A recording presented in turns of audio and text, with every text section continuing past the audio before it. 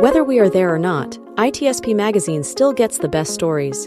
Plenty of conferences and events spark our curiosity and allow us to start conversations with some of the world's brightest minds. In person or virtually, Sean Martin and Marco Ciappelli go on location and sit down with them at the intersection of technology, cybersecurity, and society. Together, we discover what the synergy of these three elements means for the future of humanity.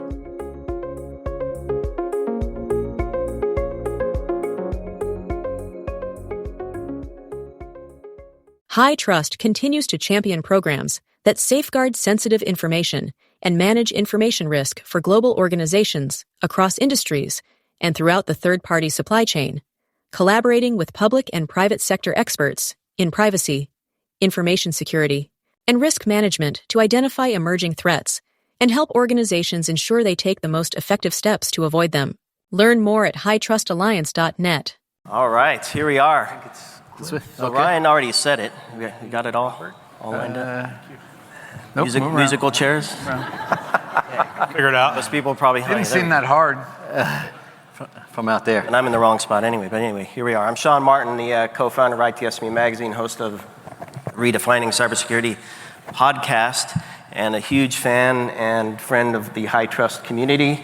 And I want to echo what Ryan said about the hosts bringing this all together. So everybody can, again, big round of applause to HITRUST and bringing us all together.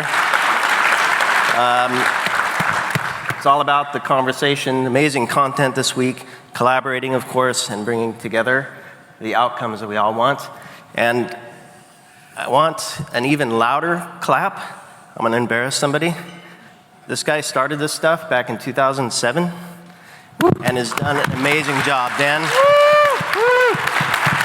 Nutkis. So thank you all for that. I'm not going to read the names. It's an amazing panel. We're going to have some incredible conversations today about kind of the history from 2007, what we've encountered in terms of challenges, what we can learn from that, and hopefully what we can do moving forward as we encounter more stuff. So we can all take a seat. That's it. Okay. Great. All right, so Dan, I'm gonna keep putting you on the spot here. Sure. So you back in 2007, you had a vision and a mission and a passion for bringing this together. What did that look like? Did you know it was going to end up like this? Yeah, I'm not sure it was a mission, a passion, and a vision. But there was I think there was an intent, and this came about probably in 2006, where we, I think, recognized that there was this deficiency, and it wasn't really raising the bar. As a matter of fact, I think that's a misnomer. It was about establishing a bar and organizations, and it was, I think everyone knows, it started in healthcare, and a number of healthcare organizations wanted a bar. They wanted to know what to do, the guidance that they were receiving, the regulations, they were ambiguous, they didn't know what to do. And so the goal, which we thought was doable, was to establish a framework. And I'm not sure that any of us really knew what that meant, by the way. We knew it wasn't a standard, although it grew into a standard. We thought it would be focused entirely on security, ended up not being entirely on security. And then we didn't realize to actually operationalize it so that you could make it reliable was that you had to build all of these things around it. So, and I think that Cliff was there shortly after. And I think we really just started to take a bite of the elephant and went as far as we could, and we just kept on going. And 17 years later, I think a lot of what we actually put in place were things that we identified years, so it's actually taken us 17 years for things that'll be announced tomorrow and the next day, or actually I guess later today, are things that we actually envisioned at the beginning. We just couldn't get them done. And it's taken a community to bring it all together. So I don't know if, I'll start at the end, Omar, because I know we've had a number of conversations about the outcomes. What were some of the challenges that you faced, and as a member of the board of directors, how did you see this stuff coming together? Yeah, I mean, early on, we didn't have the name recognition. It was, who are these guys? What are they doing? And so getting strong leaders and having the right large healthcare leaders on the board and providing their opinions and being vocal, that significantly helped. As Dan mentioned, everything was ambiguous because nothing was defined.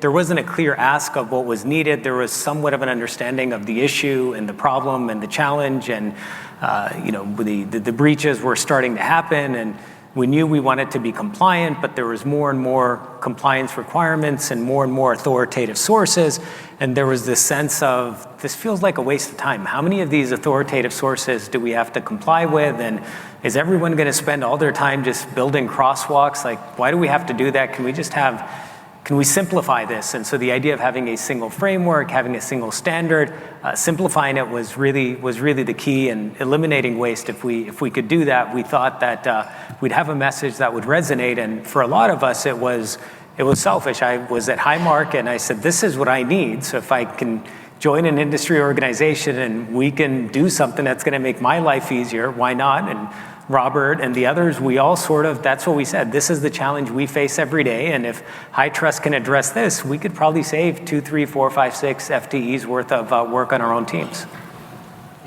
I think one of the things, and this is to Dan's credit, this was the domain of government or quasi-government institutions, and it took, Dan will appreciate this as a guy from New Jersey, it took chutzpah for somebody to say, I can innovate in the space, right? And we may not have had kind of a sense of trajectory, but Dan had instincts for kind of how to scale, like how to get the right support, how to get the right infrastructure, how to get the right technology, how to get the right automation, how to get the right assurance program. All of those components took an instinct. I'm not sure that any of us, who was innovating in the compliance space, right? Like who in their right mind would say, I'm going to build a whole organization to innovate in the compliance space?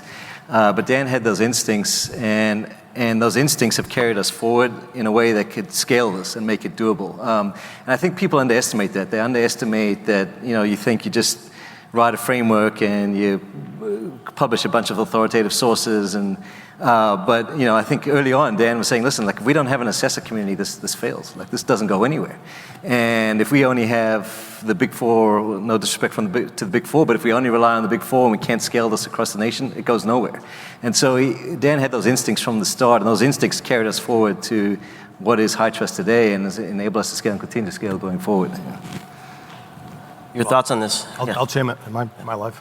Am I good? Should be good. Yeah, okay. I'll chime in a little bit because I've been doing this for 13 years. I was thinking about this on my flight out here. How long has it been? And I never went through college thinking, I'm going to be an expert in HIPAA or HITRUST, because HITRUST wasn't even a thing back then.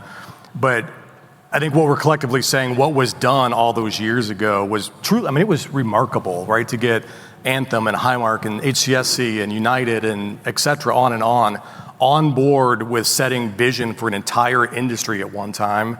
Truly, truly remarkable. And you look at where we are today, and I know we'll flip the page and talk about more about today, but where we are, an entire industry has adopted and is aware of what this framework is, what it's done, and when we talk about assurances up and down the supply chain, it's there. So there's a lot of positive traction with HITRUST and where it's gone over the years. Yeah, I think I go back to when I was at one of those companies you mentioned on the board of HITRUST, and I joined that company in 2008, and HITRUST had literally just formed. So I can't say I'm a founding board member, but I'm close. I'm right there at the beginning, and I remember having come back into healthcare after being in telecommunications for a number of years, and recognizing immediately the challenge that we were facing as an industry, because the focus was singularly on compliance and not necessarily on security outcomes. It was how do we check the box on HIPAA, because that was the big thing everybody was worried about at that point in time. And secondly, it didn't really attract any kind of industry momentum yet, where there were the people that had a point of view that could actually help the industry make the right decisions and create that sort of flywheel effect, if you will, of the industry helping self-govern in an appropriate way. And Dan had the vision, and I think that vision always was built to to deliver at scale. And healthcare, arguably, in my opinion, still is one of the most complex industries that exists today. And it's very, very diverse and very dynamic. And it's hard to get anything right there because of the complexity of the system. And but the mission was simple: is how do we make security and then privacy? How do we remove that as a barrier from the healthcare industry and a barrier to adoption? And then as healthcare continued to be challenged in our country, and as we looked at our system and other systems that were growing, there was this constant drumbeat of can we make healthcare more efficient? Can we reduce the waste that we spend every dollar on compliance, or duplicate or triplicate or quadruplet, if that's a word, compliance, is a dollar not spent caring for patients and helping people that have needs. And so the mission, at least for I think a few of us that have been in the industry for quite a long time, was really synergistic. It was how do we build a system? How do we empower the supply chain of our system, the people that we do business with, our business associates? How do we engage those people together for a common good? And it seems like from a vision perspective, Dan, you've always been kind of the next step ahead, looking at where cloud was going and looking at where TPRM challenges really were emerging for a lot of us. And I think it's still that way. We're still looking to what's the next challenge, and that's what's kind of exciting here. So Dan, you mentioned setting the bar, and you spoke to advancements in tech like cloud, and then the need to evaluate the supply chain, which third-party risk management came along. You did a lot of innovative things there as well. It requires a mindset, in my mind, of a community that believes in the same thing and that it can be possible. How did you invigorate folks to become part of this? I know you leveraged a lot of the big names, but there's much more than just a few, right? Well, I think we tried to be inclusive, and we tried to set out a plan and engage people. I think in general there was a willingness and a want to do better. We started as, I think, compliance, but we quickly transitioned to risk management, realizing that people really wanted to mitigate the risk. And we saw adoption for many reasons. Some that had breaches and they wanted to do better in the future. Some that realized they didn't want to have breaches, and then others that wanted to use it as a way to demonstrate that they were trustworthy, that you should do business with them. And this certainly was on the vendor community. And once we identified those organizations and got groundswell, we found we just got more and more, and as everything tips over, we just continued to tip.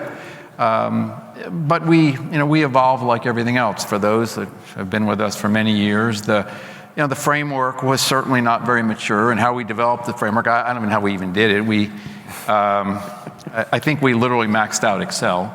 I've seen the spreadsheet. Trying to do it, and now we have tools, and we actually have incorporated AI into those tools to actually help develop the framework and things we never had before. And but I think we did our best. The framework, the assurance methodology, for those that adopted it in the early days, we had very few controls required for certification, and we continue to ratchet that up over time. And probably the one thing I think we've done well, and I think our vision was we would just try to always improve, right? We never said that you wouldn't have a breach being HITRUST certified, but what we hoped was if you had one, none of your peers would have one, right? That we would take the learnings and improve the framework, improve the assurance methodology. And I think through our latest trust report, there aren't a lot of HITRUST certified organizations that get breaches. And I think that is really part of what we tried to start with 17 years ago.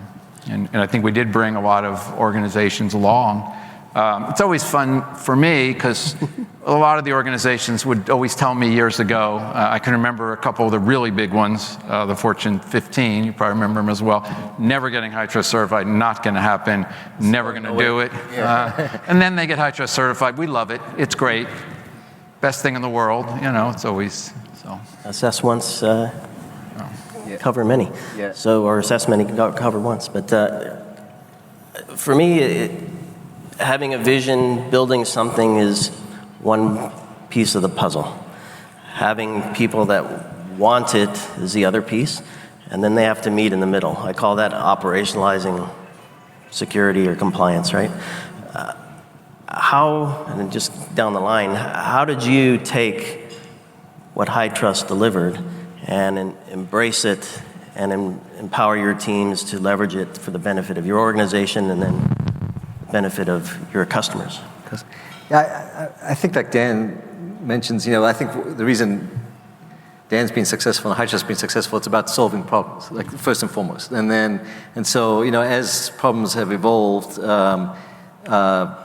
HITRUST has adjusted to address those problems directly. And so, whether in the early days, like Dan was mentioning, the industry came to us and said, listen, we have to comply with HIPAA, we've got SOC 2 audits, we've got state. Have you ever tried building a security program around HIPAA?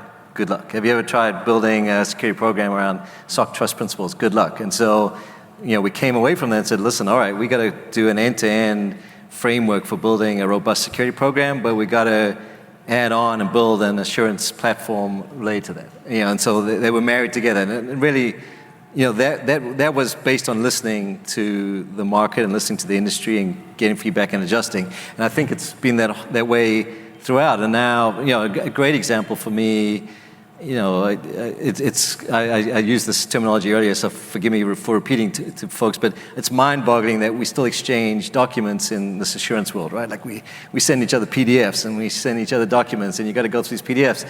HITRUST looks at it and goes, that's bonkers, like in this day and age. And so let's deliver these things in an automated way. Let's deliver them through an automated platform.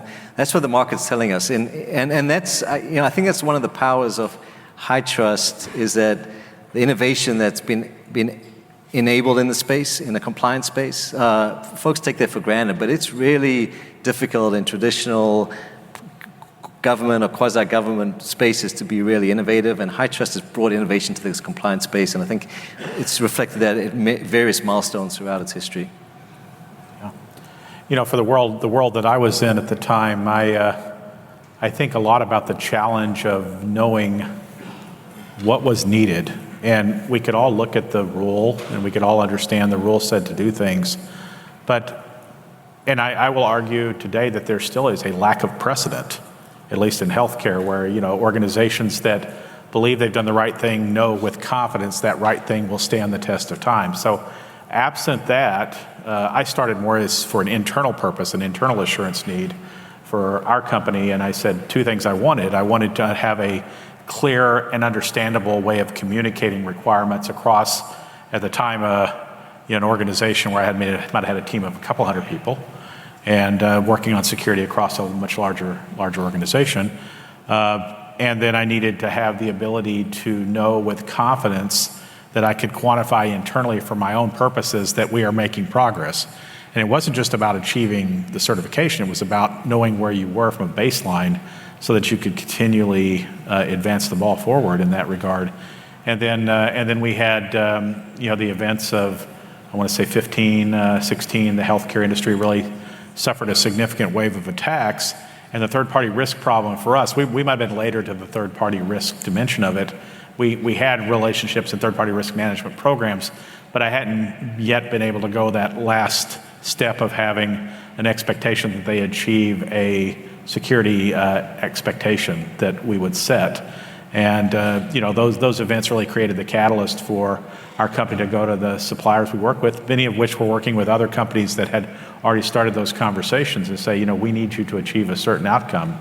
And so it really became two needs supported by a single program and a relationship with a single company and a single leader in HITRUST that could actually help us solve both the internal governance and internal assurance problem, me communicating every day to my colleagues and other executives about what we think the right approach to security was in plain, simple English, and then communicating with our third parties. And I think that ability to work both sides of that problem, the two sides of the coin, has really paid great dividends. And I think today many organizations are using a similar approach now and have built on that type of framework. So my response to that question is, and I've said this for a long time, I can get behind anything I believe in. And looking back at the CSF and how it was constructed all those years ago, and you see it today too, we've talked a lot about compliance already. It's not a compliance thing. This is a security initiative.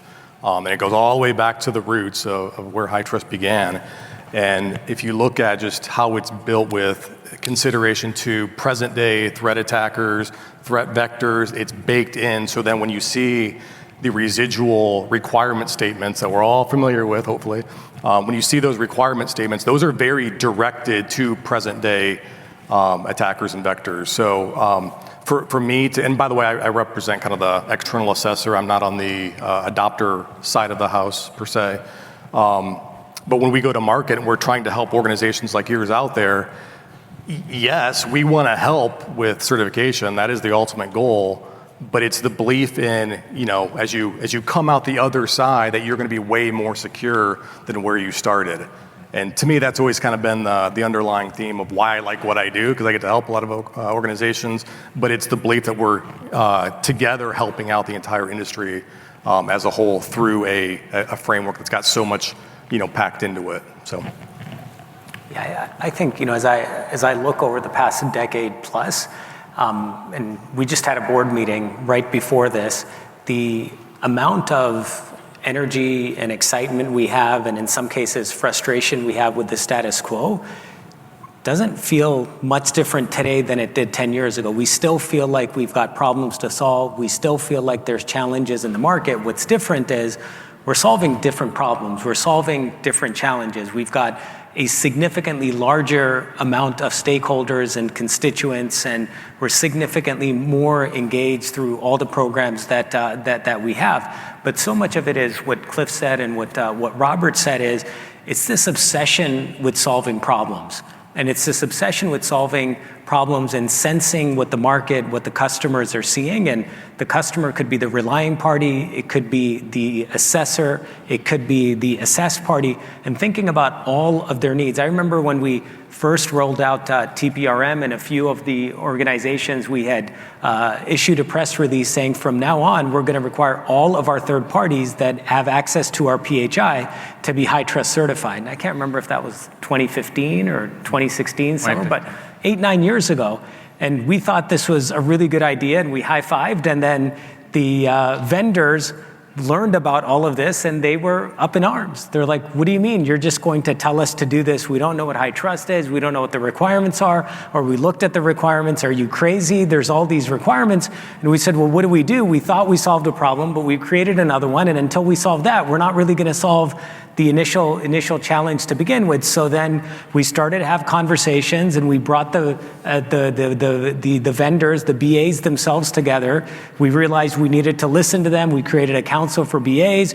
We realized we needed to grow the assessor ecosystem. And as soon as we thought about this as an ecosystem where we had to work together and we had to partner and we had to figure out how to create sort of incentives and structures and approaches that we felt like we were doing this together, we started to solve it. And since then, we keep solving bigger and bigger problems.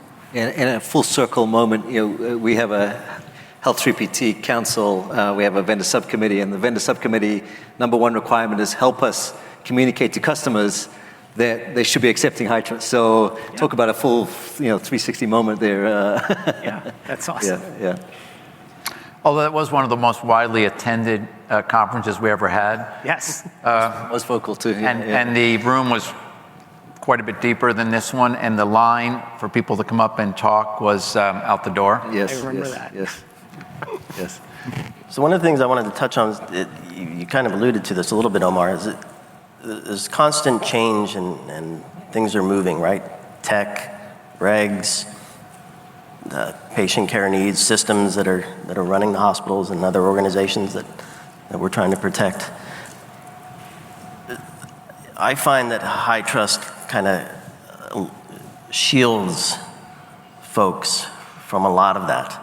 So the experts and the assessors and the community kind of help pull that all together to provide a nice buffer, if you will, for a lot of that change, and so that organizations can focus on what matters, which is patient care for healthcare and other customer care in other industries. So who can speak to, who wants to start off speaking to kind of the change that we see internally and externally, and how you've leveraged HITRUST to kind of buffer and help manage some of that change? Yeah, I can speak to that on the third-party risk side, where I spend a lot of my time. And I think, often we'll get the pushback around questionnaires, for example. Companies are kind of wedded to the questionnaires, and those questionnaires take on a life of their own. And so the question we'll get is, well, if I don't ask this next question, then what kind of exposure do I create for my company? What kind of compliance exposure?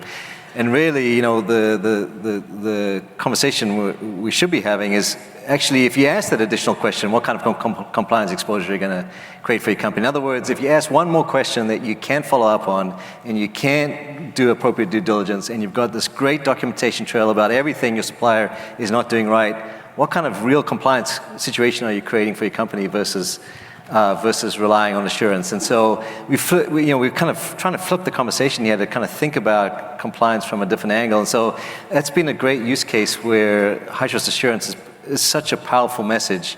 And to your point, HITRUST, companies have spent hundreds, if not thousands of hours kind of dedicated to putting the controls in place, to documenting the controls, to getting certified. No individual process that a third-party risk management program does can compensate for that amount of work effort.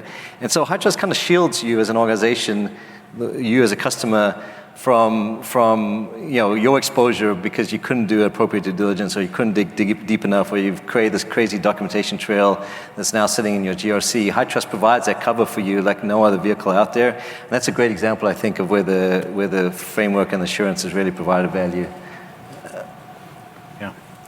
I think it's already been said here, but I'll say it again. The challenges we're solving today are not the challenges we solved, yesterday or last year, and the challenges we'll solve next year are different than the challenges we solve today.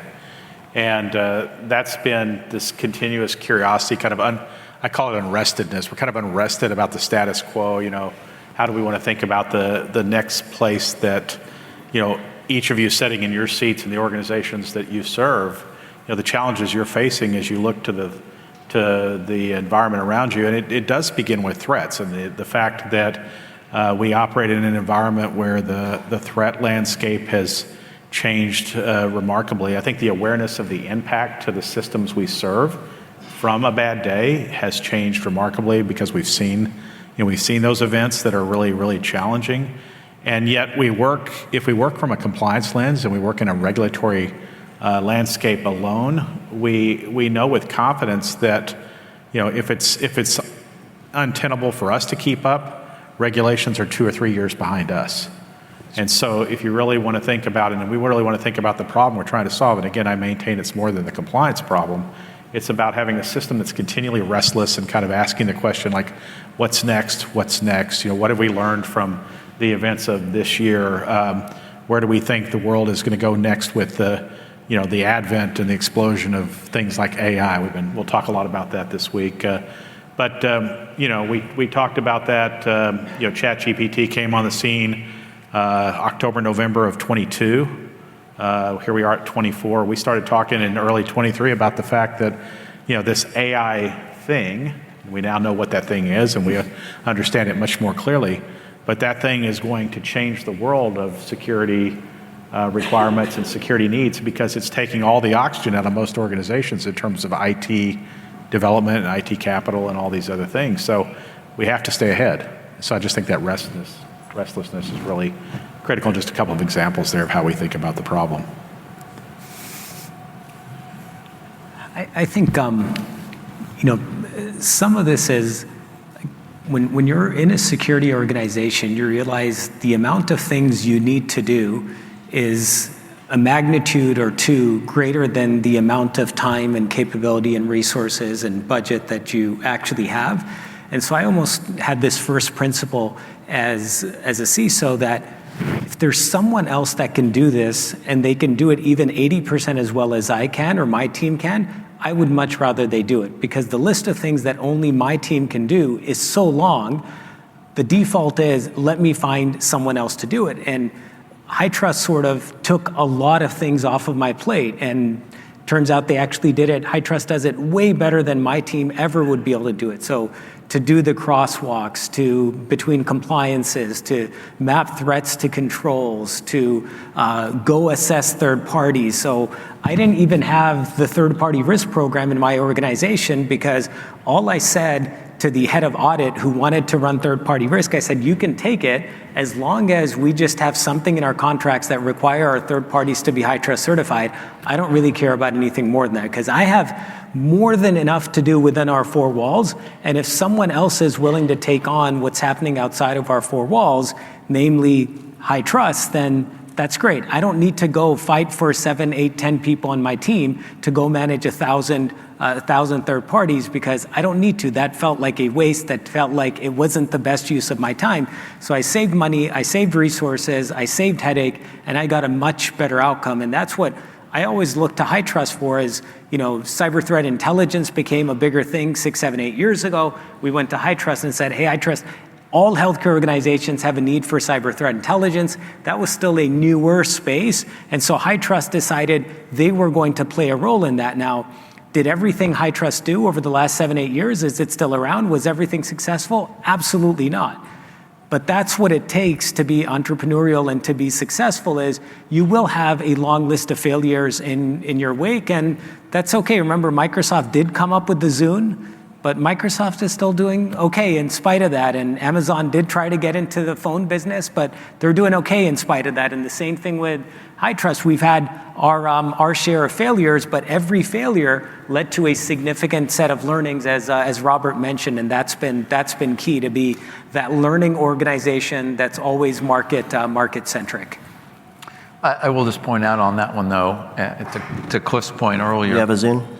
I don't have a Zoom, but it was an MP3 player in case anyone doesn't know. Our foray into cyber threat intelligence and understanding it was really the basis for what we now refer to as Cyber Threat Adaptive, which is kind of one of our more innovative projects and programs that works very well.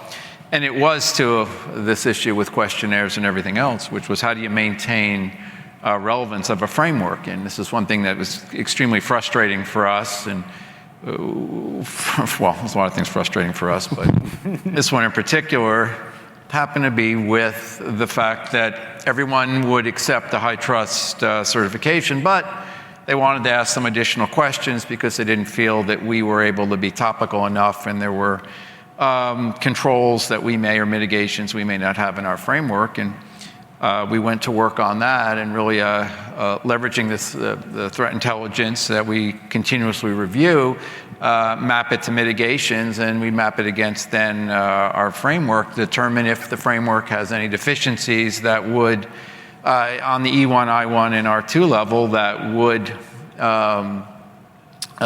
jeopardize the security, the control itself. And that became an opportunity for us, and it was one that was really based on our knowledge of threat intelligence. It also made it easier for us to talk to people that said, well, I still need my questionnaire, and we would say, why? What does your questionnaire provide that we don't have in the framework? What threat, what mitigation, what are we trying to do? And I think there's a lot of that. I don't know where Ryan went, but I think Ryan has a lot of those conversations on a regular basis. So anyway, our failed cyber activity actually worked just fine for us. Well, I'm going to pull back cyber activity as well. So 30 years I used to build and bring Norton antivirus to market. And our biggest challenge with that wasn't the number of threats we were trying to protect against. It was getting enterprises to adopt antivirus in their organization. And guess what? We got the attention of business. We got the attention of government.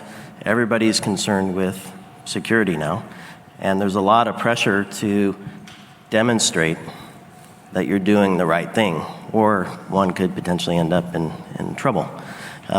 So how important is reliability, transparency, consistency, demonstrability, and obviously in the context of what we're trying to accomplish here with HITRUST and the community?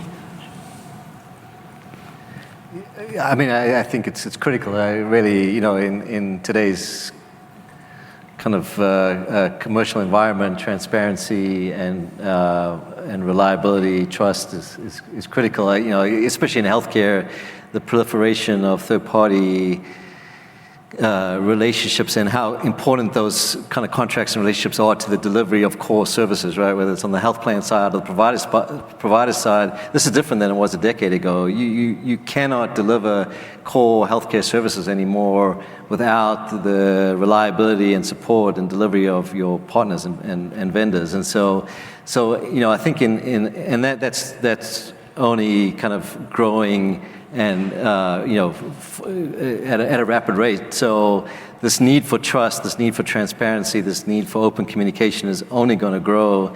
I think it's fundamental, candidly, to commerce in healthcare and to the transactions and delivery of care in healthcare, and that's why kind of a framework and a way to communicate in a language that both sides can understand is really critical to the way we're going to deliver care and going forward. Yeah. Go ahead. Okay. I'll double down on it's critical because interoperability was a huge thing. It still is, obviously, but a few years ago. And to what Cliff was saying with your supply chain, your vendors, et cetera, right? As you're exchanging data, it's a huge importance to us as patients and the industry at large to make sure our data is secure. And one thing I'll touch on a little bit is just looking at HITRUST over the last 13 years that I've been doing it.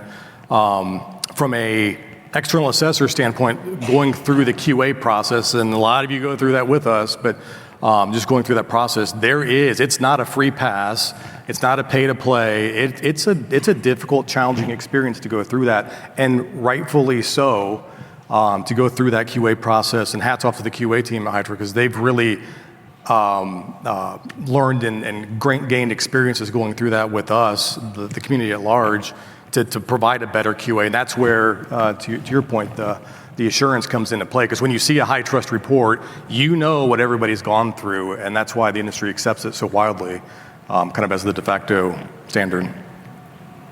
Yeah, the other thing I would add to that is, I remember in the early days when we started requiring our partners to be HITRUST certified, once a month I'd hear from someone saying, we have a third party, we really want to do business with them, but they don't want to do HITRUST and they've got issues with this. So then I would go meet with them, hear them out, what's your concern? And the bottom line would be, there's too many controls, it's too expensive, and people would ask me, how expensive is it to get HITRUST certified? And what I'd say to them is, the answer to that is the same as how expensive is it to renovate your home? Well, it depends. What does it depend on? It depends on how poor a condition your home is in.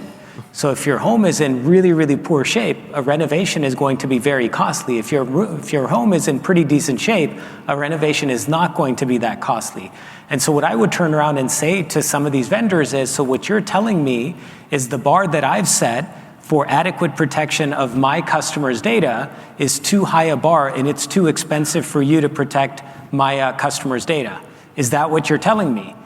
And they're like, oh, yeah, maybe we shouldn't have said it's too expensive to do it, right? But that's sort of the important thing. Now, over the years, as organizations have gotten savvier, as they've deployed more controls, a lot of those concerns I don't hear nearly as often, but it's important to set the bar high. But then going back to the market, or the point earlier about being responsive to the market and responsive to the needs, what did HITRUST do over the last couple of years? We introduced a couple of different assurance levels. So now you have the I1, you have the E1, in addition to just having the R2. So it's sort of important to be able to hold multiple points of view at the same time. Yes, we want to be flexible. Yes, we want to set the bar high. Yes, we want to meet the needs of the market. And as a result of that, we keep rolling out services and products and mechanisms in order to meet all of those needs, which sometimes are divergent needs. It's interesting because I would agree that what we deem as reliability, which is transparency, integrity, quality, and to some degree suitability, is important. And we've strived for many years to improve that and drive those numbers up, and so that, and I think we've always used the term, if you're going to rely on an assurance report, it should be reliable. what's interesting is, then we got into this whole notion of relevance. And relevance was ensuring that the framework itself maintained its relevance because the reliability or the assurance was based on the controls themselves, and they needed to be. And we had Cyber Threat Adaptive, and we had all these, what we felt were really impressive programs, and then we went and we made our portfolio more traversable, and we expanded from a high assurance to a medium and low with the I1 and the E1. And then, as I think Cliff mentioned, we added our results distribution so that people could consume the results electronically. We thought we did a great job, but people, they really saw it as kind of different pieces, and it wasn't until we issued the trust report, which, by the way, is our most widely downloaded document ever. People just, then it was actually that they could see. They got it. Oh, okay, so basically all this other stuff was really necessary to get trust, and trust at a very high level. Okay, that I get. So I think most people don't appreciate all of the pieces that go into it, but they could see it was a tangible result, and that's what they wanted, was the result. And I think some people, and we saw this over time, they got a result, they got business because they could be a vendor to a customer, and they liked that, and others felt that they got risk mitigation. But the trust report was actually probably the tipping point, I think, for most people to really understand it. And we've seen the same thing on the TPRM side as well. And Dan, that's where I wanted to go as well, was I keep thinking about the performance level we quantified with the trust report. And I think everybody would know this, but I'll just say it for clarity. The trust report wasn't written in 24 to report on how good we are in 24. It was written on 2 years of data, 22 and 23, and the data led to the conclusion, not the conclusion we're seeking, looking for the data. So I think, many of you are the people that have been at the forefront of this journey. You've been with HITRUST and this HITRUST journey for quite some time, and I think to explain the outcomes to your question, Sean, is that reliability based on all those principles that Sean asked about. The ultimate proof is, are you safer from a cybersecurity perspective today because you have invested in the work necessary to achieve that standard? Can you have confidence that you have achieved a level of trustworthiness in your operations? And I think the data proves it now. I think we've always believed it was the best system. We built a system based on science that we felt confident would deliver the outcomes that each of you would need to have to be secure and also to be compliant.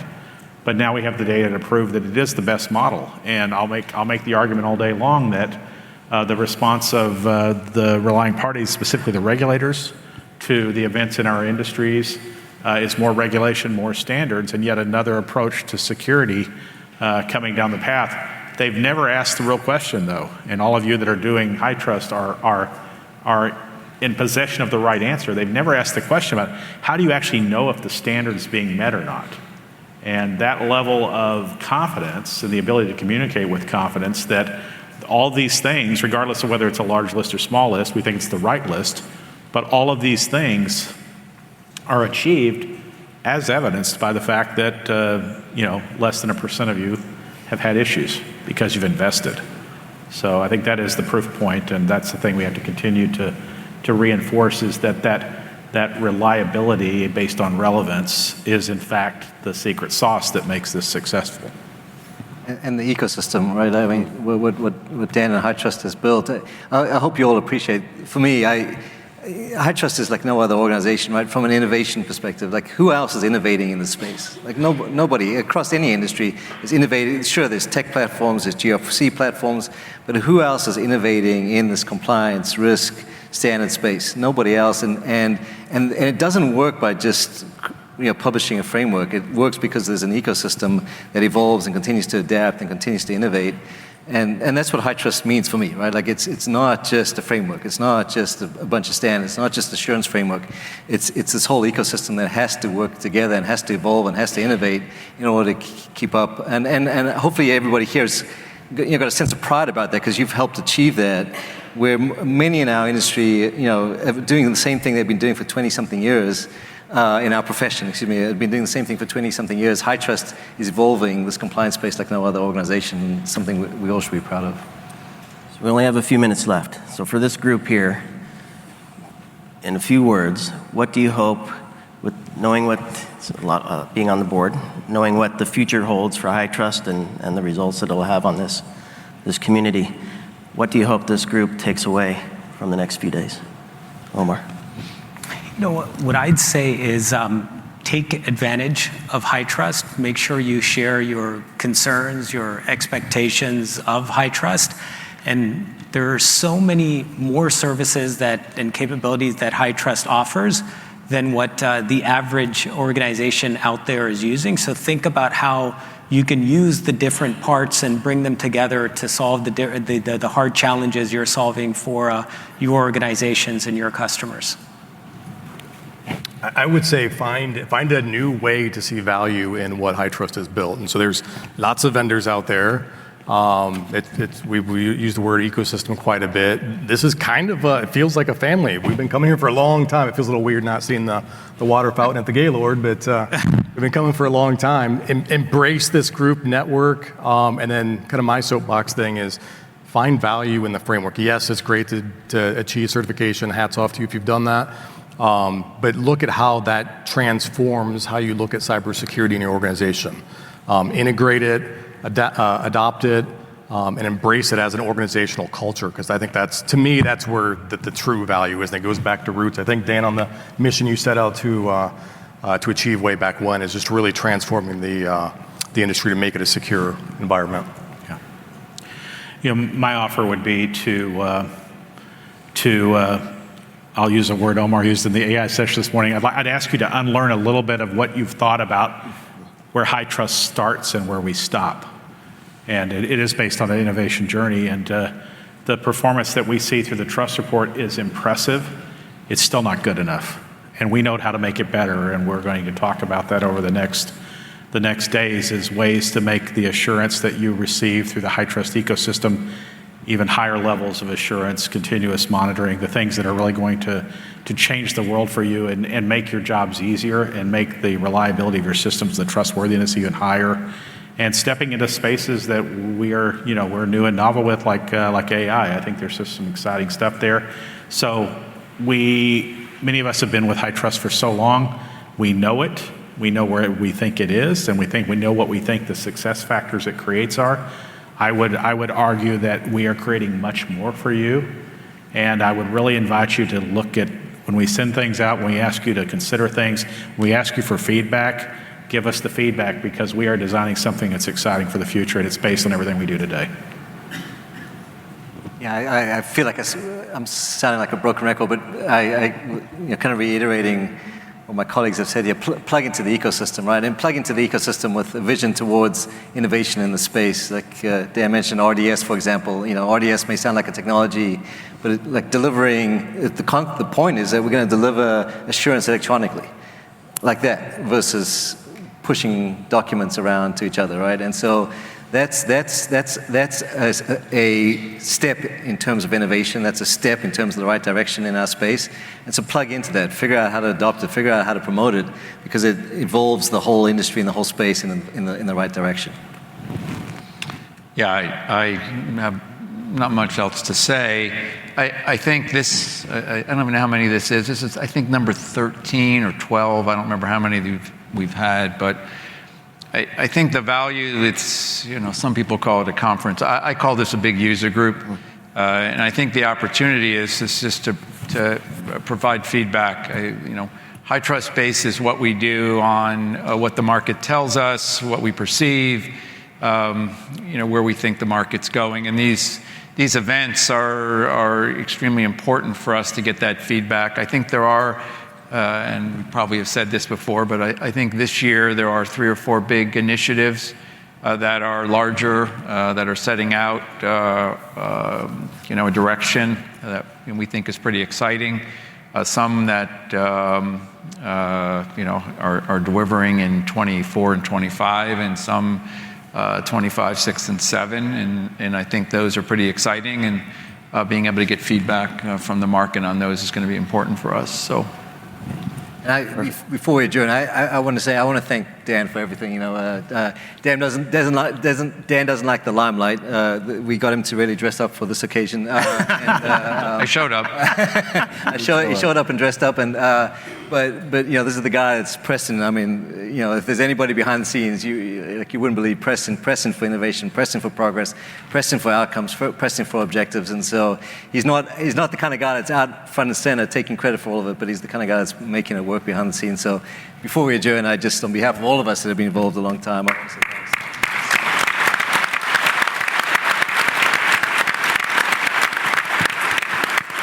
Dan, thank you for showing up and for making this happen. Cliff, Robert, Andrew, and Omar, thank you so much for your insights. Hope everybody enjoyed that. Please enjoy the conference, connect with each other. You have each other here to learn from. So thank you all. Thank you all. Great. Thank you. HITRUST continues to champion programs that safeguard sensitive information and manage information risk for global organizations across industries and throughout the third-party supply chain, collaborating with public and private sector experts in privacy, information security, and risk management to identify emerging threats and help organizations ensure they take the most effective steps to avoid them. Learn more at hightrustalliance.net.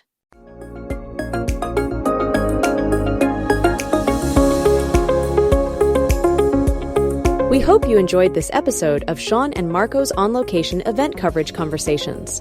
Please take a moment to give the show a good rating and leave a comment. Remember to share this podcast with your friends, family, and colleagues. Come back for more conversations and follow Sean Martin and Marco Ciappelli as they continue their journey toward redefining cybersecurity and society.